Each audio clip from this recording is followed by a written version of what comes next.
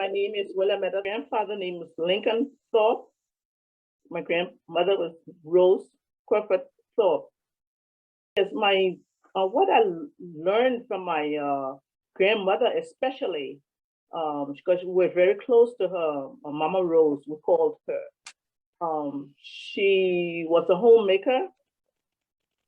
She was very soft-spoken, very loving and caring.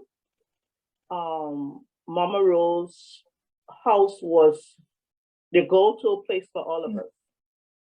My parents were Napoleon B. Thorpe and Mary E. Thorpe. Memories that I have from my father growing up in Crozierville were, they were very limited. He was among 5 siblings, if my memory serves me right.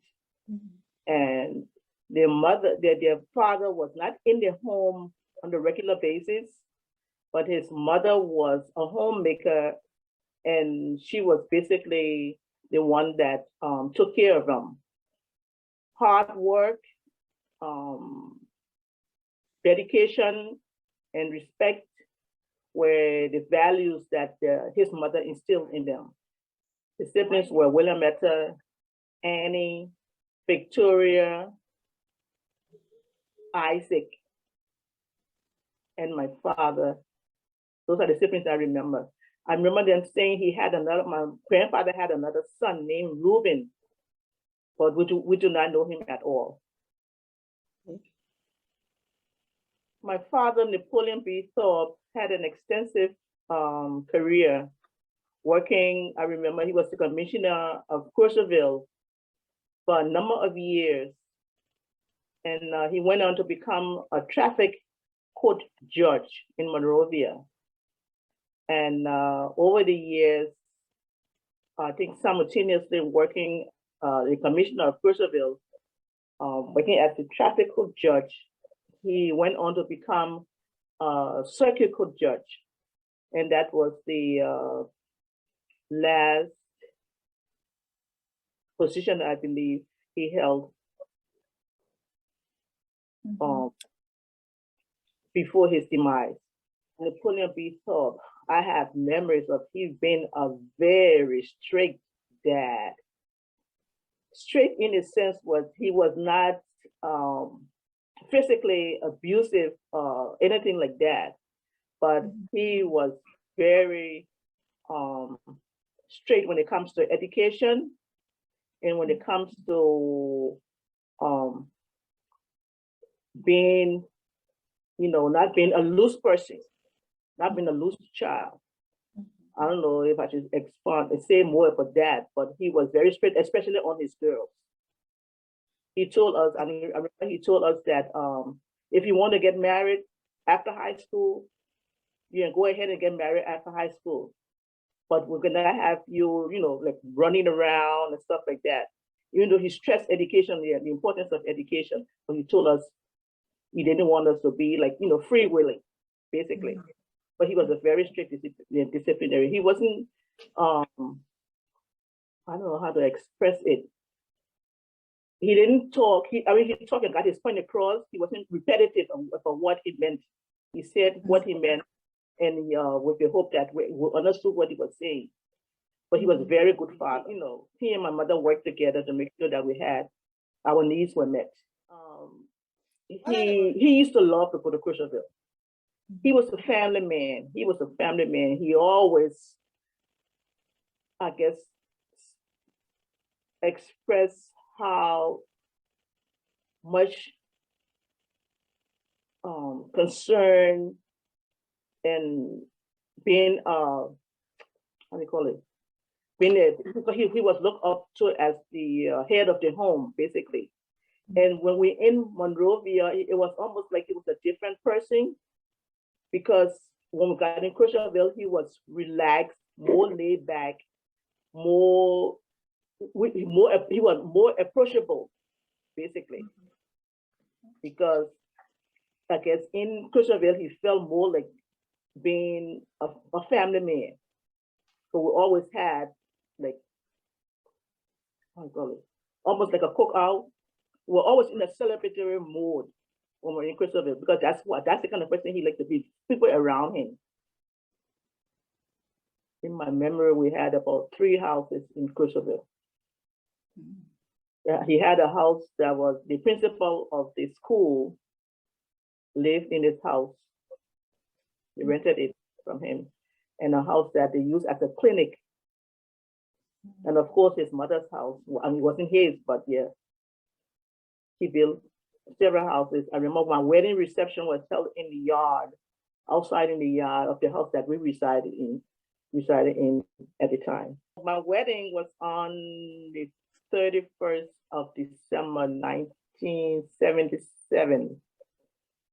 And I remember officiating in my wedding was the Bishop of the Episcopal Church, Bishop George Brown, and the President of the Republic of Liberia, then President Williametta Thorpe.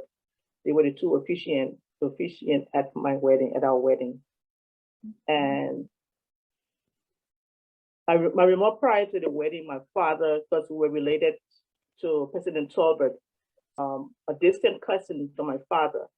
And furthermore, he was the godfather to my husband, my ex-husband now, William R. Goodrich the first,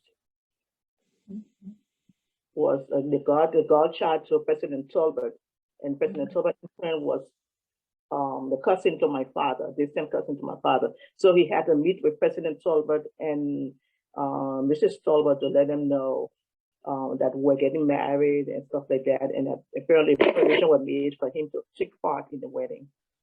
But I remember after we did our vows and with President Thorpe, he gave us this token. I still have this token. It was a gold coin. President Thorpe gave it to Bill and myself as a wedding gift.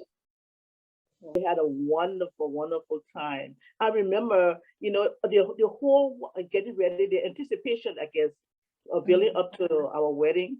I was fine, relaxed and everything, chit-chatting, everything. But because my aunt Annie, which was my father's sister, she was a seamstress, a very good seamstress. We call them nowadays we call them designer, but she was a seamstress and she made my wedding gown. Wow. And as soon as she pulled, I had my dress on and everything. As soon as she dropped that veil over my face, I don't know what happened, but I started crying and I couldn't stop crying. And I cried throughout the ceremony in the church. It didn't rain or anything. We had the festivity outside in the yard at our house. Just the anticipation, Shireen, just driving up there knowing that we're gonna eat as much bananas or oranges or guava, what have you, naturally from the tree, either climb up in the tree or what the folks from the farm have brought to our house, have brought bundles of bananas, and we just sat there and just ate free willy. Just going to Mama Rose, she had everything, the table spread for us, being there with cousins and aunts and uncles, the fun time, playing in the yard, playing in the street, and not concerned about anything bad happening. It was just so relaxed and so, just wonderful, wonderful, happy times. Like we didn't have enough fruit and vegetables at Mama Rose's place. We'll go walk up the hill to Mama Rose's brother. We'll call him Couple Willie and Mama Wise. Go up to their place, and they had a spread there for us. How much can we eat? Telling us, asking how was school. Of course, this was sometime during the vacation time, because most of the year we're in boarding school. So on vacation, when we go up to Crozierville, we look forward to these things. Sitting down out in the evening, talking stories, see the natural lightning bugs in the yard, and see us running behind and trying to capture them and put them in jars. All of those fun things, and we just had. I just have beautiful memories of those times spent with quality time spent with family. Thinking about now, my mouth is watering about on those collard greens and cabbage, split peas and gravy, all of those things, and of course we didn't have chicken and stuff to eat during the week, So when we see the chicken spread on the table on Sundays, we were ready to eat. Yeah, so we took food. My mom would prepare the food in Monrovia. Would drive, for example, on a typical Sunday, we drive to Crozierville on a Sunday, go to church, and after church, the folks gonna come over to the house and have a whole spread of meal. From the breakfast with the cornbread or shortbread and the biscuits, eggs and all of those things. We had fun times eating and reminiscing and just talking and having fun with family. The most important things I learned from I stress the importance of my grandmother, because it's almost like my grandfather was not there, but we could see him intermittently. So coming from my grandmother, Rose Thorpe, she always taught us to be respectful, to be honest, and to do our best. Do the best you can always. When I don't have silver and gold to give you, but want you to be respectful, be honest. Mama Rose stressed that. And it was almost similar to what our parents, my father Napoleon and my mother Mary Thorpe, what they instilled in us, the importance of education, hard work and dedication, to be honest and be respectful. There was a trend of what my grandmother told us and what our parents instilled in us. Memories of my father being the UBF and the Mason, but not as much as my mother, because my mother it was a ritual for her. She was into the Eastern Star, the S&T, household of roof, but she was into, especially my memory, especially with the S&T from the Eastern Star from my mother, because she rose to the rank of past grand matron of the Eastern Star. And I remember her going to these meetings, and I remember them because the Sunday Temple was up on the hill of Benson Street from where we live. So the parade of the Masons and the Eastern Stars drilling or marching in front, they had to pass in front of our house, basically, to get up to the temple, And my mother was more so into that in the society than my father was. I remember people coming over to the house if they're having a grand session to prepare the food out at our house, and we were there as little children, waiting for them to come back, after the meeting, because we know the food that they had prepared, even though they had shared some of the food with us when they were preparing it. But I guess it was a little bit different from when they went to the meeting and come back and see the anticipation of what they would bring back to us, and we look forward to that, bringing the little sandwiches, chicken wing, chicken thighs. Those we started those things, precious jewels, because those are the things that we eat on a regular basis. We didn't eat chicken on a regular basis, so we look for that chicken thigh to come back with the end of the chicken thigh covered a roll of in aluminum foil. We look forward to that, and we just indulge in something like that from my mother, especially. My father was not so much involved in it. He was amazing, but he wasn't involved in it as my mother was. So funny that we heard them say, "Oh my God, the Eastern Star sisters coming again to pack up."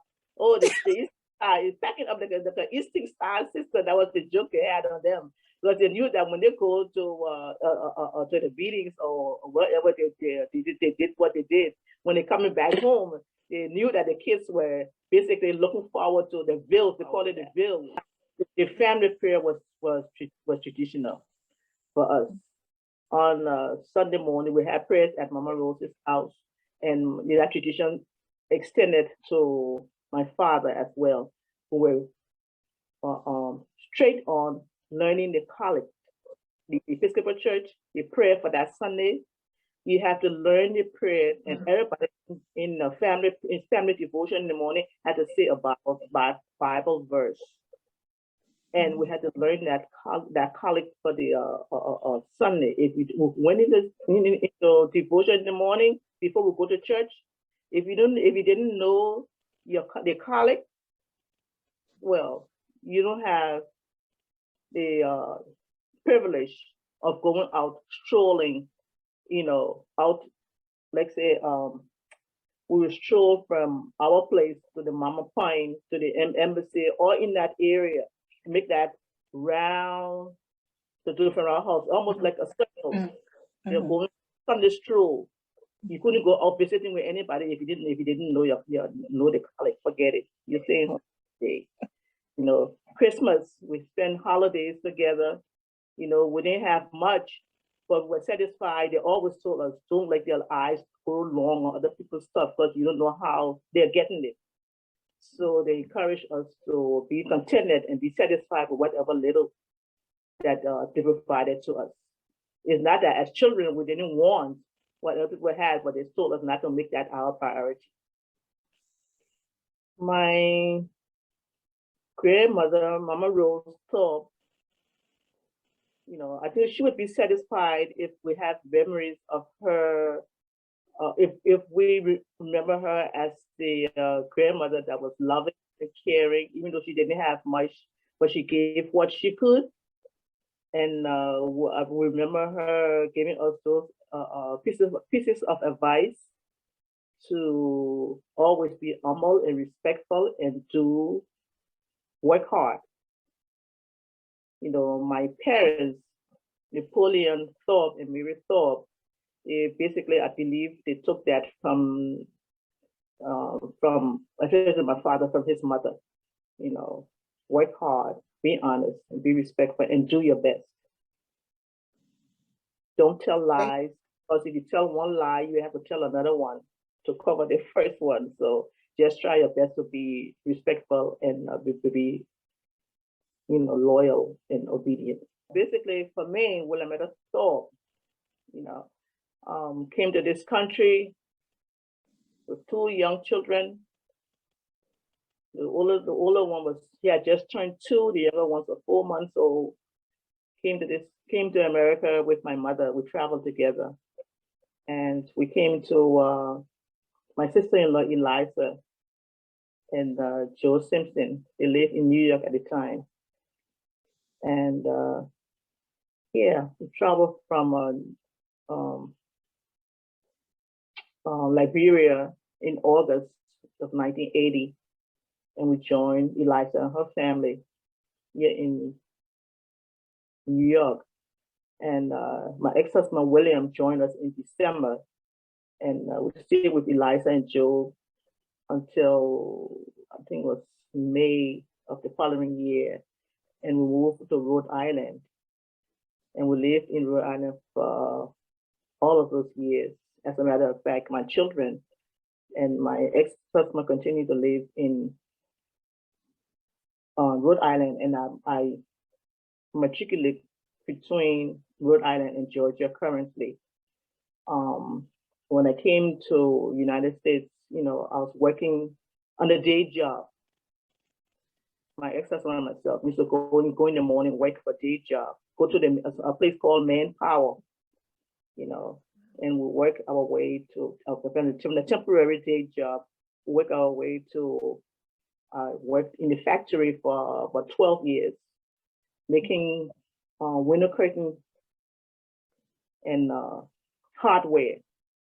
Worked there, and I, you know, had thoughts in my mind that I could do better for myself, and I decided to go to the community college, you know, and I went to the community college at the same time, worked as a CNA after I got my CNA certification, certified nursing assistant. Worked in both capacity in the factory as well as a CNA. And I still, for some reason, in my head, from what was instilled in me, hard work, you know, education, I felt that I needed to do more.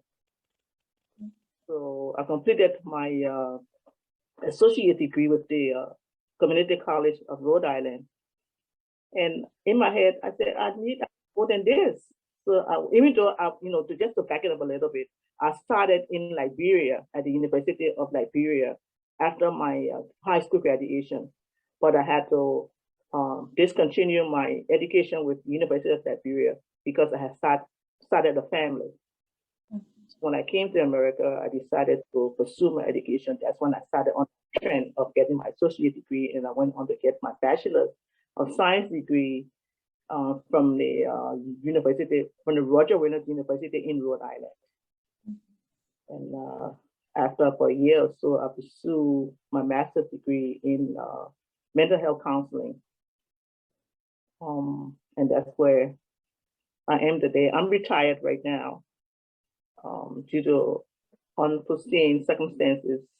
A few years ago, approximately 7 years ago, as I was leaving the hospital, I got hit by a car while I was walking. To get to my car, somebody hit me, and I sustained some injuries that ended my physical capacity to work full time. Uncle Isaac was a jokester. Oh my God, he was such a peach. He was just a funny guy. He was just so loving when he's around. He always had a prank to play on somebody. He was just comical. We loved him so much. That's when he passed, it was just so, so sad. I remember him on I think it was the Christmas morning. Him, my Uncle Isaac, and Elisa Holder. I can't remember the name of the other gentleman. Apparently they have been out all night drinking. And they came to our house 4 days that morning. And we heard these people yelling and screaming, and came outside. Oh, where's your father? Where's your father? We came and let him know that Elisa Holder just died. Elisa Holder just died. And my father apparently jumped or running outside. Elisa Holder in the crowd with them. And they're making a joke that the little were all drunk. They telling my dad that Elisa Holder had died. First, but we found out that Elisa Holder was in the crowd trying to let us know that Lisa Holder was dead. Again, one time, I think it was Easter Sunday. How they have the children program on Easter Sunday or Christmas. I'm not sure which one. Anyway, my sister Barbara was to go and sing a solo. She and I was to go do a duet, but I was so frightened I didn't get up there to sing with her. So she was brave enough to get up there to sing. And lo and behold, she couldn't remember the words, and she was out there mumbling and singing something. So my Uncle Isaac went over and said, "What are you singing over here? What are you singing? What are you singing over here?" And we just thought, oh my God, he was just too much. Yeah, when he sees you, he pull your nose, pull your arm and trying to make frog. I know how to say it, make frog on your arm. Hit your arm and say, "Oh my God, I see a big frog coming," and you like, "Oh my God, he did it again." But we had some prank to play on people, but he was just so cute, just so close-knit. It was just so unfortunate that my father and his siblings didn't live as long as their parents, so they all died early.